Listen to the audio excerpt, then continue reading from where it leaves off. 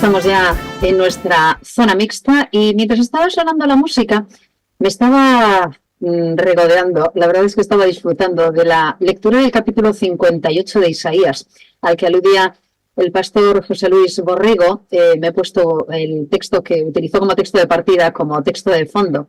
Y la verdad es que estaba disfrutando muchísimo con esta lectura, porque además nos ha invitado a que la hagamos nuestra, que la hagamos personal. Resulta que ese capítulo está hablando del verdadero ayuno. Esto nos lleva también a una reflexión paralela a lo que hemos estado comentando esta mañana, ¿no? Si hay un verdadero ayuno es porque hay un ayuno que no es verdadero, es otro ayuno, ¿verdad? Y habla de un ayuno que efectivamente no lleva a ninguna parte, entre otras cosas lleva contiendas, lleva problemas, lleva fricciones. Y nos dice que con este verdadero ayuno, el ayuno que yo escogí, dice Dios, que es algo que nos lleva a la acción y a la acción por nuestros hermanos, en ese verdadero ayuno vamos a encontrar bendición. En ese verdadero ayuno vamos a encontrar beneficio. En ese verdadero ayuno está precisamente el objetivo de lo que nos ha comentado el pastor en esta mañana. ¡Qué interesante! Y dice el texto de Isaías 58, que el verdadero ayuno, el ayuno que yo escogí, está hablando Dios, no es más bien desatar las ligaduras de impiedad, soltar las cargas de opresión, dejar ir libres a los quebrantados y romper todo yugo. No es que compartas tu pan con el hambriento, que a los pobres errantes albergues en casa, que cuando veas al desnudo lo cubras y no te escondas de tu hermano.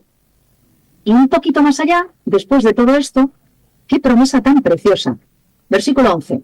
Jehová te pastoreará siempre. En la sequía saciará tu alma y dará vigor a tus huesos. Serás, está hablando a cada uno de nosotros, como un huerto de riego, como un manantial de aguas, cuyas aguas nunca se agotan. Y en ese contexto surge el versículo. Y los tuyos edificarán las ruinas antiguas. Los cimientos de generación en generación levantarás. Y serás llamado, tú y yo seremos llamados entonces, reparador de portillos, y dice mi versión, que es la Reina Valera del 95, restaurador de viviendas en ruinas.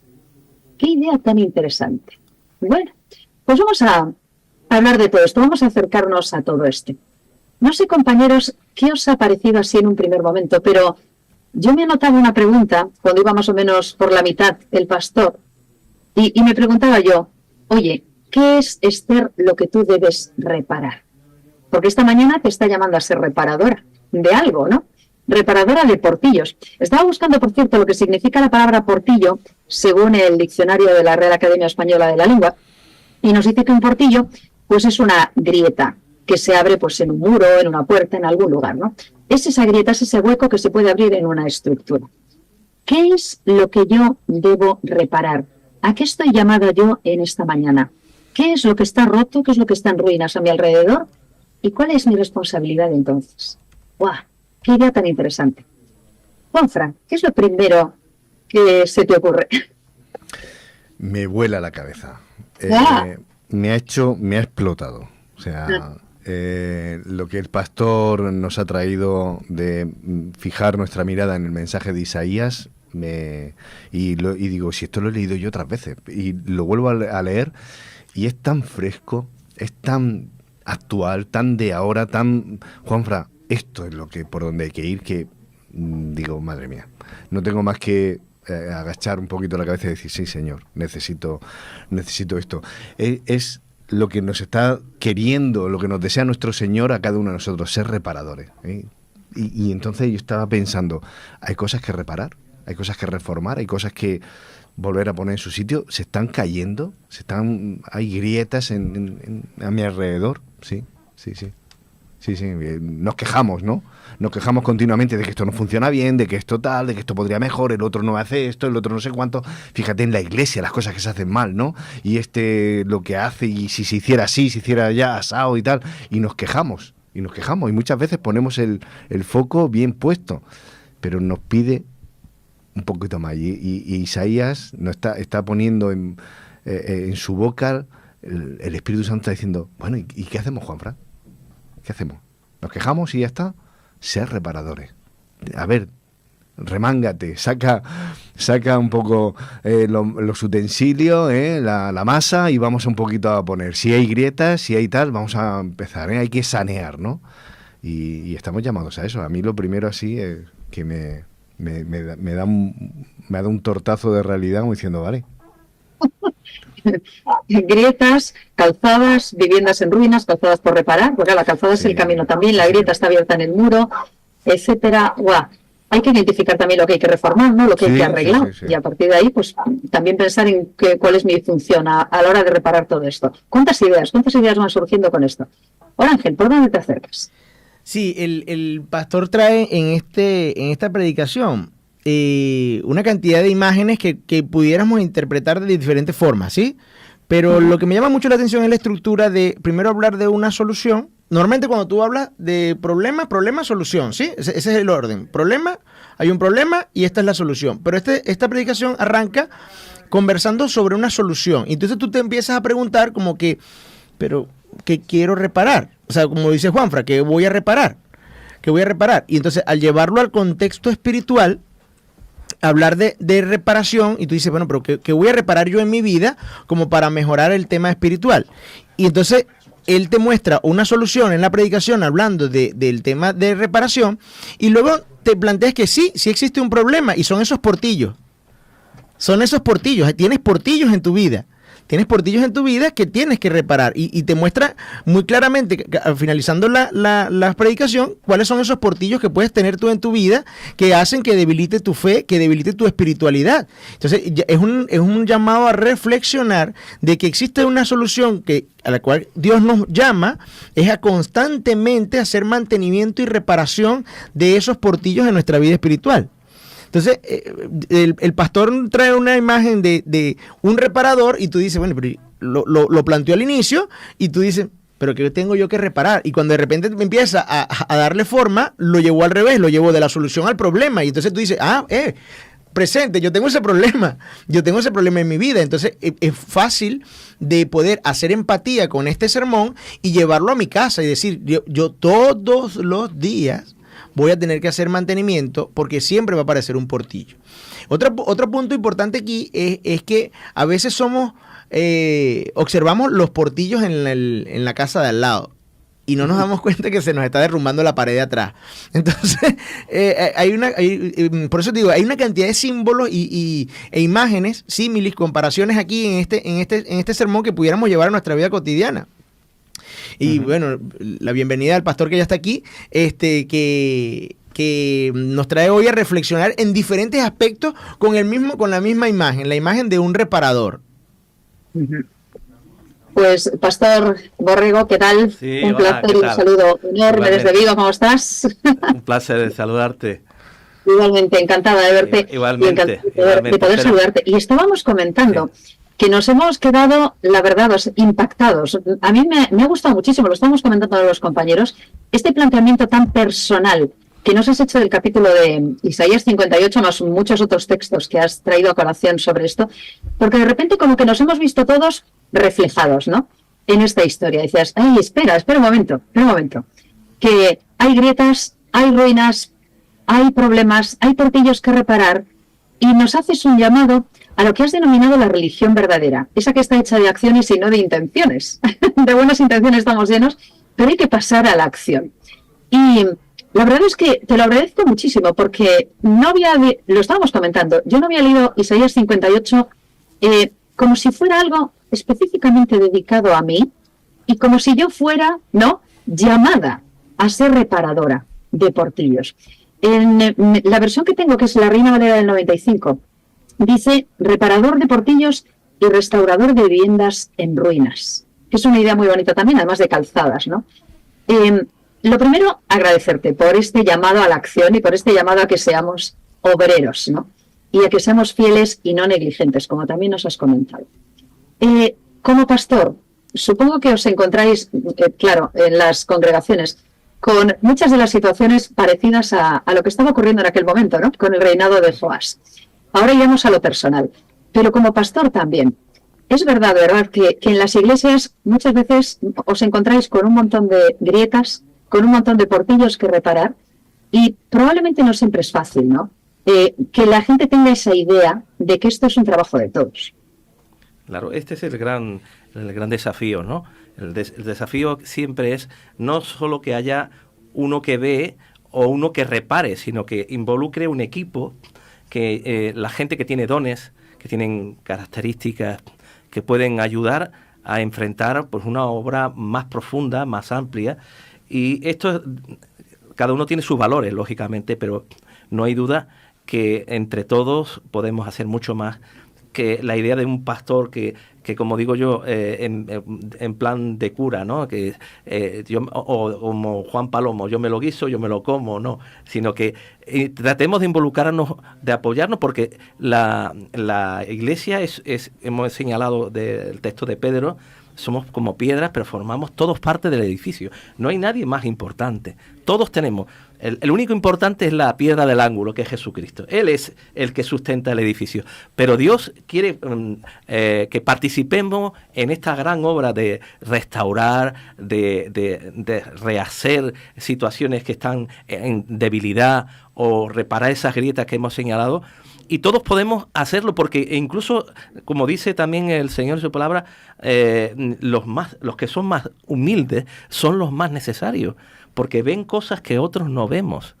Y a veces el pastor no ve cosas y en cambio los miembros sí las ven. Y entre todos podemos enfrentar una obra de restauración desde lo profundo. Porque reparar solamente la pintura es muy fácil, pero cuando hay cosas más profundas, también hay que repararla para que el edificio no se caiga. Y esto este es el planteamiento, es el enfoque. Todos somos involucrados en esta obra. Y le damos paso a los compañeros y queridos ya ir interviniendo. Una de las cosas con las que me quedo es precisamente llamar la atención sobre que los que fueron realmente fieles fueron los reparadores. Ahí estaban los levitas, ahí estaba todo el mundo, sí, dando vueltas, recogiendo el dinero, pero no se estaban fijando en lo que hacía falta. Y cuán necesario sería que todos, cada uno, ¿verdad?, pensemos en nuestras congregaciones y también en nuestra vida personal, que identifiquemos qué es lo que hay que reformar, que identifiquemos cuáles son las grietas, que identifiquemos qué es lo que falta, ¿no? Pero para eso hay que mirar, para eso hay que preocuparse, para eso hay que estar pendiente de qué es lo que va fallando, y cuando notemos que se nos cuela un fresquito por ahí, debe haber una grieta, pues antes de que sea mayor, ¿verdad? Claro. Ir trabajando.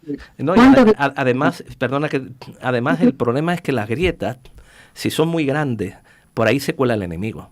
Exacto. Y eso no entra por la retaguardia, y ahí sí que nos hace daño.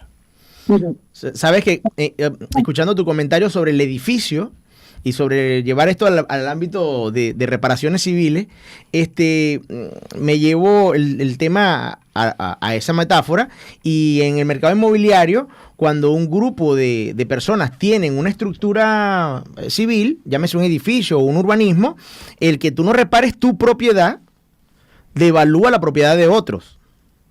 Entonces, llevándolo al tema espiritual y llevándolo al tema de la iglesia, el que un integrante de la iglesia no participe en su formación espiritual, siendo reparador de sí mismo, devalúa la iglesia, porque no hay un don que se preste, es un don menos, que se preste para la obra, que se preste para edificar aún más esa iglesia. Entonces, el llamado a reparar de cada uno de nosotros va inclusive más allá del sentimiento egoísta de perfeccionamiento, ¿no? No se busca ese norte, sino el norte de todos crecer en armonía, de que una persona edificada, y tú mismo lo acabas de decir, ve del tema del portillo y la entrada del enemigo, con que en una iglesia, en uno de nuestros hermanos, tenga una debilidad espiritual a tal punto de que se deje influenciar por el enemigo, es una piedra de tranca a la iglesia. O sea, a la misma iglesia le puede ir mal por una persona que te está dejando llevar por el enemigo. Claro. O sea, que es un llamado a alerta y a reflexionar importantísimo. Claro, aquí esto es un asunto importante, porque Pablo lo señala cuando él se despide allá ante un montón de gente allí en la playa. Dice, cuidado, porque de vosotros mismos saldrán lobos que no tendrán miramiento por el rebaño. Y el mayor problema que hoy día podemos ver es que hay gente que son, digamos, captados o han asumido una serie de ideas, y que esas ideas se penetren dentro de la iglesia sin que nadie las pueda filtrar o nadie las pueda detectar. Y eso es un problema como ha ocurrido y ocurre en algunos lugares de España, por ejemplo, con la idea del universalismo, de gente que son adventistas, que se han dejado la iglesia y se han ido, y lo peor de todo es que ellos mismos han sido instrumentos para ganar otros. Este es un problema. El hermano que es débil, que no solo débil en el sentido de Romanos, no, sino débil en el sentido de que el enemigo lo estaba usando, ahí tenemos un problema que la iglesia puede padecer grandemente porque infiltra ideas en foros que normalmente los protegeríamos cuando vinieran de fuera. Pero como vienen de dentro, nos meten el gol, en el peor sentido de la palabra. Sí, más que un tema de debilidad, realmente es como una falta de compromiso en la reparación. O sea, porque que tú digas, listo, que yo me siento tan bien, tengo una fachada hermosa, bien pintada, aunque la pared de atrás se esté cayendo. Y entonces yo siento que estoy muy bien. Y es debilidad, esa es la debilidad, esa arrogancia de pensar que no hace falta reparación en tu día a día como para llevar a cabo eso. Entonces yo tengo un problema. Porque ahora bastante problema tengo yo con mi familia, con lo mío, cuando vengo a la iglesia, como para encima de todo preocuparme por ti. O preocuparme por otro hermano que está sentado. Pero es que el llamado es que te preocupes por ti. Ah, vale. Bueno, decía José Luis en el sermón, lo has dicho ahora, que esto es una labor de equipo, ¿no? Se nos olvida a veces que la iglesia no está para servirme a mí, ni a los míos, sino que yo tengo un compromiso comunitario y a veces perdemos ese prisma, ¿no? En esto que tú decías en el sermón, que esto va también de prioridades.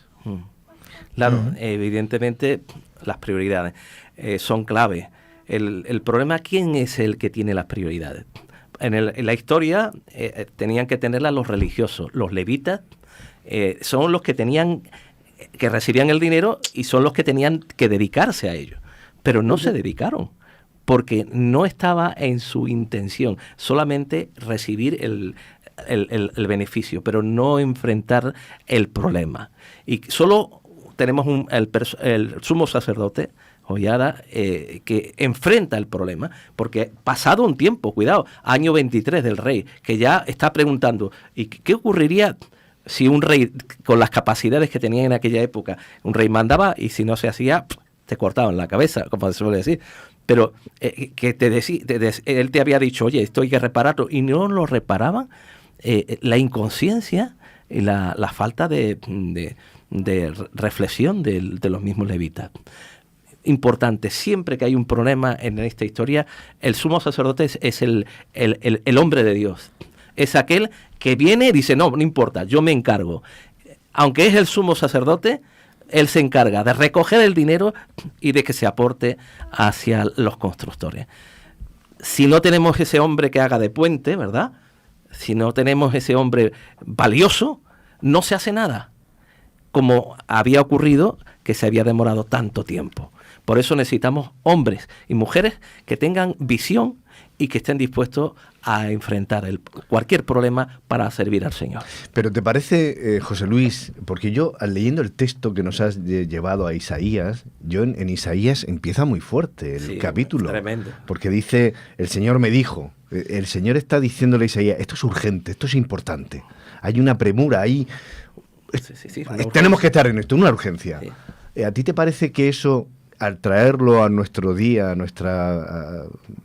nuestra vida de iglesia hoy, en el momento que estamos viviendo, histórico, personal, comunitario, incluso tú decías en España ahora con el tema de hermanos que abandonan, ¿te parece que también es equiparable el sentido de urgencia, el sentido de premura, de esa necesidad de ser reparadores? ¿Hay realmente ese sentido de urgencia? Hombre, yo creo que hoy día es tan necesario o más, porque tenemos un pasado y tenemos un presente y un futuro.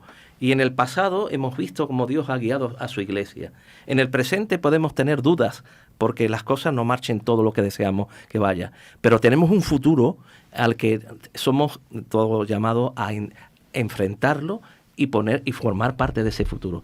Pero depende del presente, de que yo esté presente. si yo no tomo parte en este desafío de Isaías 58, porque aquí habla de la conclusión de reparador del portillo, etcétera, pero es que lo que ha dicho antes tiene mucha fuerza.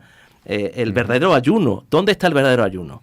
Es en las formas, dice, en las cosas prácticas, ayudar al pobre, al necesitado, al que, y dice, y de preocuparte por tu hermano, el que está más marginado, el que está más abandonado, el que nadie se fija en él. Por eso nos has querido también dejar claro, querer y hacer van de la mano. Exactamente. Claro, por eso yo hablaba de que no vale solo la profesión. Utilizaba un refrán, ¿verdad?, que el hábito no hace al monje. Mi abuela tenía siempre multitud de refranes y ese era uno especialmente que más usaba. Porque es importante tener vocación. Y la vocación viene como resultado de comunión con Dios. La comunión con Dios es lo que nos da el poder, el motor, nos da la gasolina para que el motor funcione y que vaya al máximo de velocidad. Si no tenemos vocación, solamente es algo, como diría alguno, algo hueco, ¿verdad? Vacío. Podemos tener la forma religiosa como ocurría en los tiempos de los fariseos y tenían muchas formas religiosas, pero dentro Jesús les decía, vosotros sois hermosos por fuera como los sepulcros, pero llenos de huesos. Sí, cuando justamente hablabas de esa parte, yo hice me fui, sí, porque me acordé viendo series y esto y leyendo que esa imagen de esos eruditos de la ley que, oye, impresionantes en las sinagogas, entonces hablando de la ley, pero con una autoridad, y que viniese Jesús a dar el verdadero sentido a la ley. Y el sentido de la ley justamente está en esas acciones, en las acciones de hermandad, de fraternidad, en las acciones de velar por la viuda, de velar por el huérfano, de velar por el enfermo, de velar. Y entonces ese es el verdadero sentido de la ley. El fruto de la ley se traduce en eso. Entonces, tú traes esta imagen de esto y es que es como a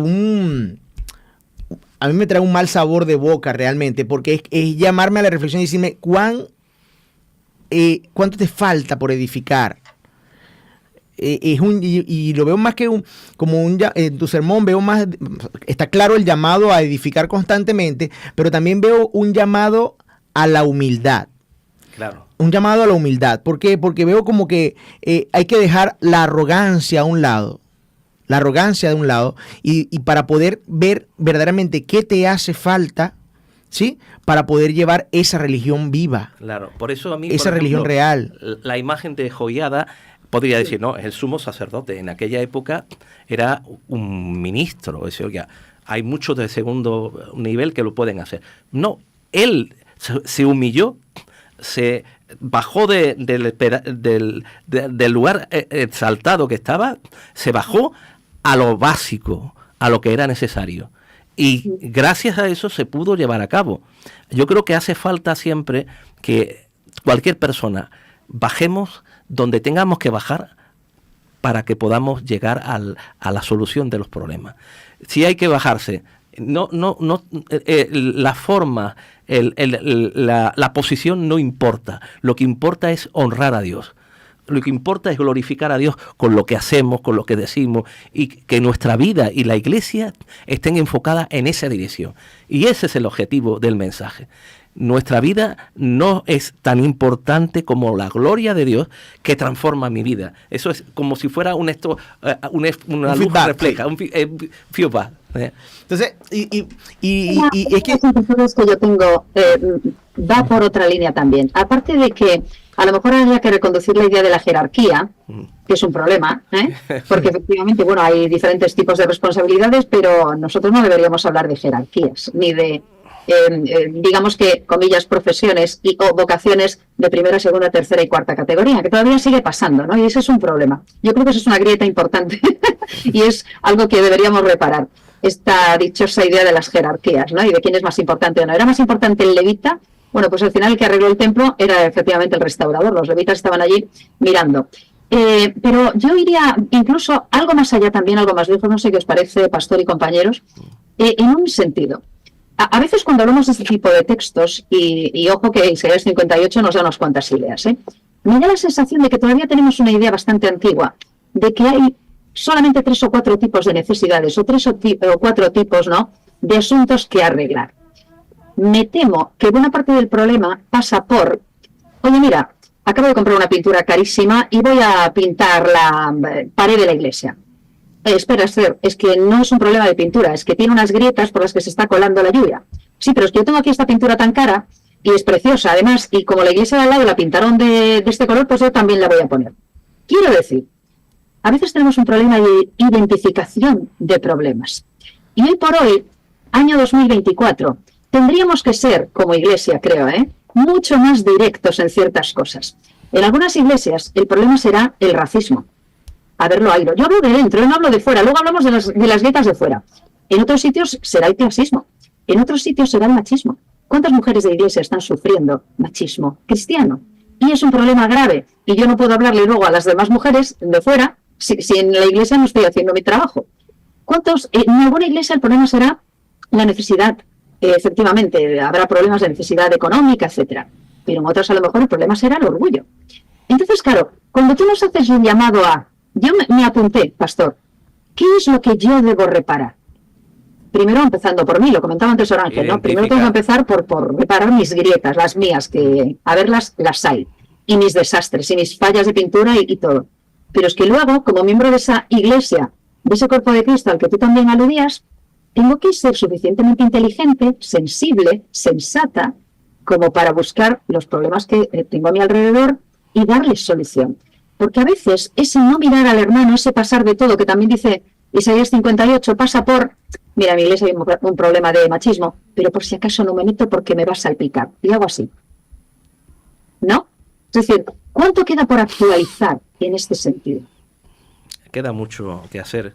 El problema, yo creo que tanto la identificación como la capacidad para enfrentar el problema y solucionarlo, yo creo que la única solución es recibir más Espíritu de Dios.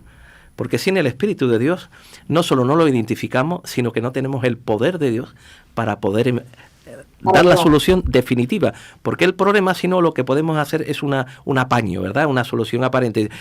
No haga mucho ruido, no moleste, no vaya a ser que pise a alguien que no debemos pisarle. Y ese es el problema. Pero tenemos que ser humildes para darnos cuenta que sin Dios nada podemos. Pero esa clave la diste en el sermón cuando dijiste la prioridad. O sea, vamos a arrancar. Ya fue como que este es el problema, planteamiento. Esto fue una tesis que diste allá abajo.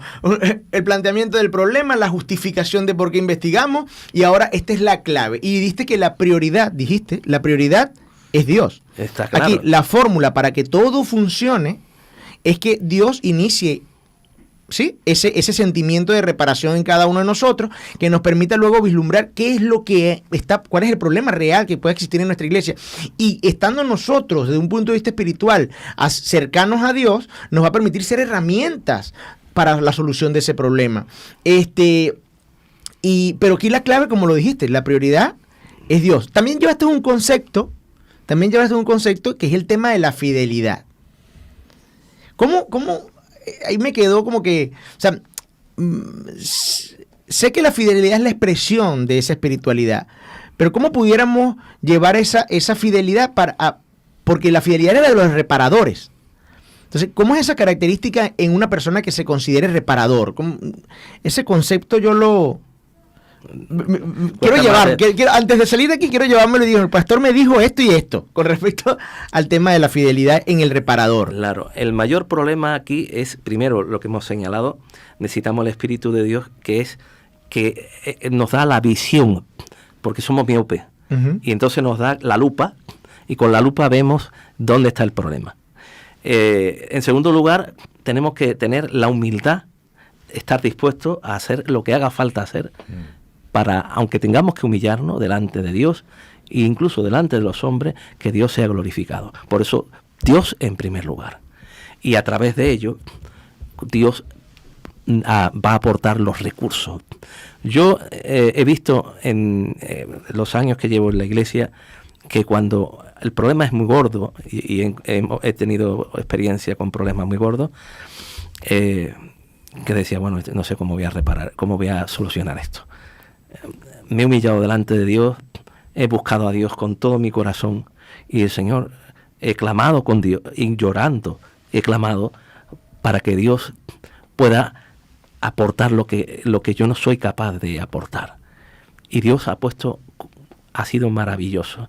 Dios ha puesto todos los bienes necesarios, no económicos, sino personas o recursos de sabiduría, ¿no? Porque el problema a veces es que podemos tener los recursos materiales, pero nos falta la sabiduría para poder usarlos. Y Dios, a través de su Espíritu, ha hecho cosas increíbles en la vida de gente y la mía, porque esa es la única solución. Cuando Dios actúa, todo es posible. Si no, Dios hará un milagro. Si no es posible con lo que tú tienes en tu mano, Dios va a hacer milagro con lo que tú tienes en tu mano. Cuando Jesús convirtió unos panes y unos peces en el alimento de miles de personas, porque tenían el recurso, pero Dios hizo el milagro de multiplicarlo. Es decir, y así podríamos enfocarlo en las diferentes áreas de la vida. Creo que Dios, siempre que nos humillamos y le damos la gloria a Dios, Dios puede dar las soluciones, incluso las más increíbles. Y eso es poder de Dios. Cuando reconocemos a Dios, cuando estamos por las cosas de Dios, Dios estará también por las cosas nuestras. Y Él pondrá todo lo que nos falte, conforme a la riqueza de Cristo Jesús. Amén. Amén. Pues vamos a ir concluyendo. Os voy a pedir ya una pequeña recogida final, una ronda final ya para recoger. Pero yo me quedo, pastor, con esas preguntas que nos hacías. ¿Hay grietas en mi iglesia? ¿Dónde las hay? Tengo que identificarlas. ¿Quién las va a reparar? Es una pregunta que me voy a hacer, ¿verdad? ¿Quién las va a reparar? Amén. Amén. ¿Dónde está tu don? Nos decías. ¿Dónde está tu liderazgo también? Amén. ¿Vas a esperar que lo haga otro? ¿Que lo haga otra? ¿Sabes? Yo me voy a responder, entre otras cosas, también con Isaías 58:11. Qué bonito leer este capítulo hoy haciéndolo personal, ¿verdad? Porque es una promesa de Dios. Es precioso esto. Si efectivamente yo hago el ayuno correcto, me dice que Jehová, lo voy a parafrasear para mí, me va a pastorear siempre. En las sequías va a saciar mi alma y va a dar vigor a mis huesos. Seré como un huerto de riego, como un manantial de aguas, cuyas aguas nunca se agotan. Amén. Es decir, una vez más, Dios me va a regar primero, me va a dar agua y resulta que yo también luego podré regar. Amén. ¿Verdad? Amén. Siguiendo lo que tú nos acabas de comentar, efectivamente, Dios pondrá y pone en mí ese don y si yo me dejo efectivamente capacitar por él, entonces podré ser una obrera en condiciones, una obrera fiel. Y esa profesión se convertirá realmente en una vocación. Amén, ¿verdad? amén, amén. Qué bonita idea. Ojalá podamos ser reparadores de portillos y de todo lo que nos podamos encontrar. Qué idea Amén. tan chula. Y muchas gracias, pastor, por ella. Nada, ¿Con qué Dios nos lo bendiga. finaliza? Última opinión. Pues yo de lo que ha comentado José Luis, al final todo esto va, yo creo, por la fidelidad, por un poco por ser fiel. Y yo he puesto junto a la idea que la has desarrollado el tema de adherirse a Cristo. Es decir, hay que agarrarse como Jacob. Digo, yo sé que hay muchas cosas que no entiendo, yo sé que me cuesta mucho, pero yo te agarro y no te suelto. En eso no soltarse es muy diferente porque Isaías dice en este capítulo que diariamente me buscan y está feliz de conocer mis caminos, como si fueran, dice esta versión, como si fueran un pueblo que hace el bien. Ese como si. A veces vamos en la iglesia como si. Ay, qué bueno soy, como si fuéramos buenos, como si fuera esto perfecto, como si fuera... Dios quiere que seamos realistas y nos peguemos a Él. Y en eso dice, entonces, y estoy ahora parafraseando el versículo 9, si me llamas, entonces, si nos adherimos a Él, yo te responderé. Y si gritas pidiendo ayuda, porque hay que ser humilde para pedir ayuda, acercarse a Dios, yo te diré, aquí estoy. Y entonces empieza a pasar cosas. Cuando clamamos a Dios y nos adherimos a Él, empiezan a pasar cosas. Yo creo que me quedo con esa ganas de ser fiel a Dios y dejar que el Espíritu haga en nosotros. Ahora, Ángel.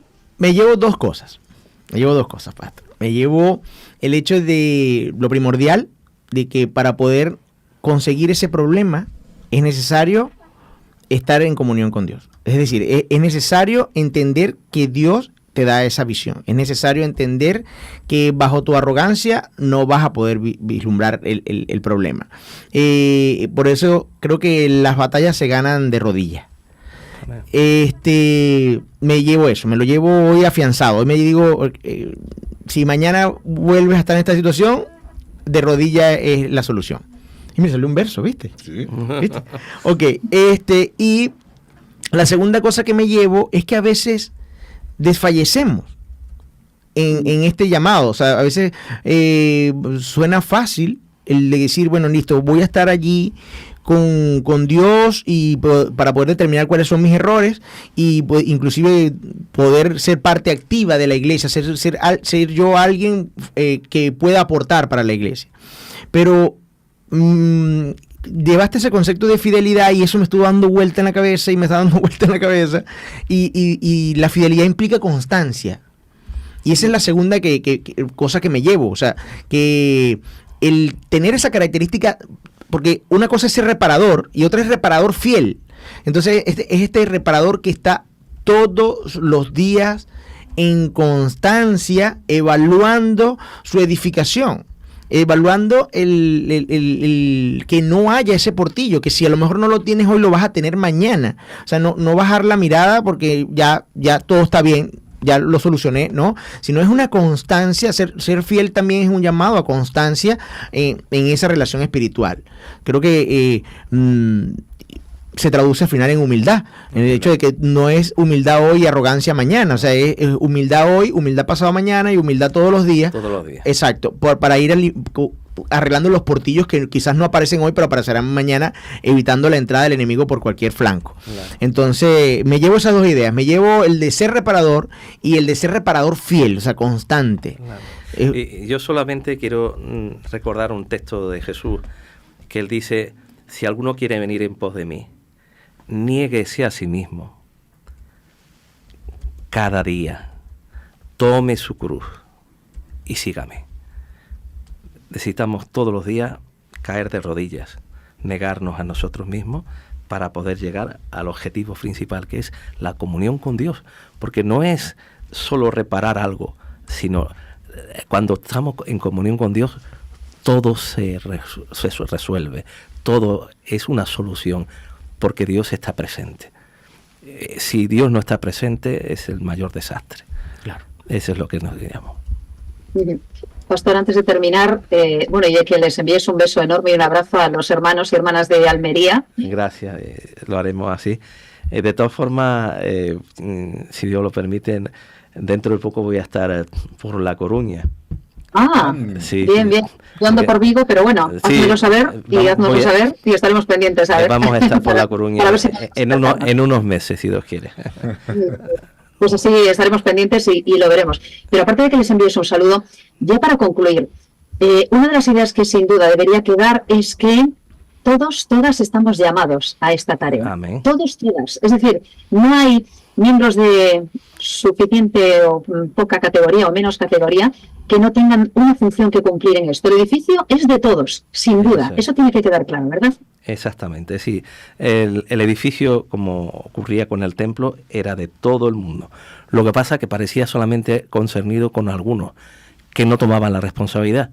Pero el rey, curiosamente, ¿no?, se fijó en el problema y hubo un hombre que bajó de su situación, que es el sumo sacerdote, y se fajó, en el mejor sentido de la palabra, y se puso a hacer la cosa que podría ser lo más elemental, estar presente para que se recoja el dinero y el dinero se dé a los que tienen que construir. Aparentemente eso era mucho más fácil de lo que uno podemos imaginar, pero el hombre estaba en una posición y fue capaz de bajarse de esa posición para dar solución al problema. Nosotros tenemos que tal vez bajarnos de nuestro caballo o de donde estamos para entrar y solucionar a lo mejor otros problemas que pueden ayudar a la iglesia. Y ahí está otra enseñanza más, sí. Porque no vino la reparación de la iglesia, o sea, no vino desde la iglesia. No.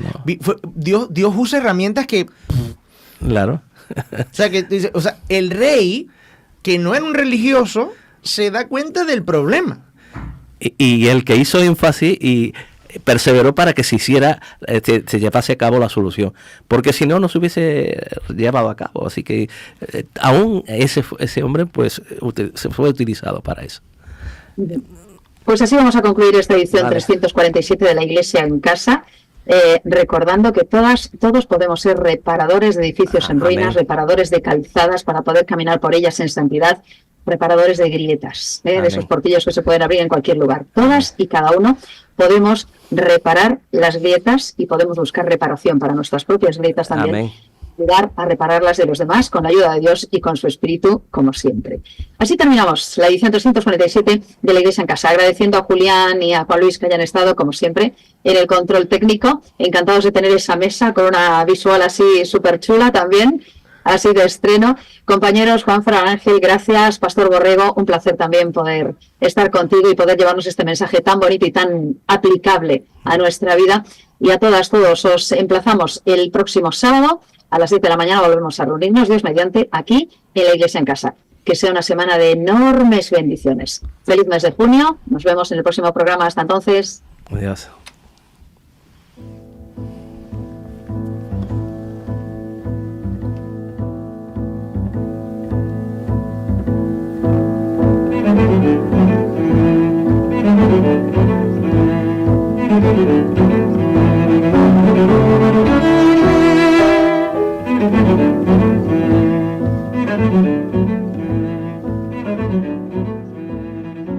Thank you.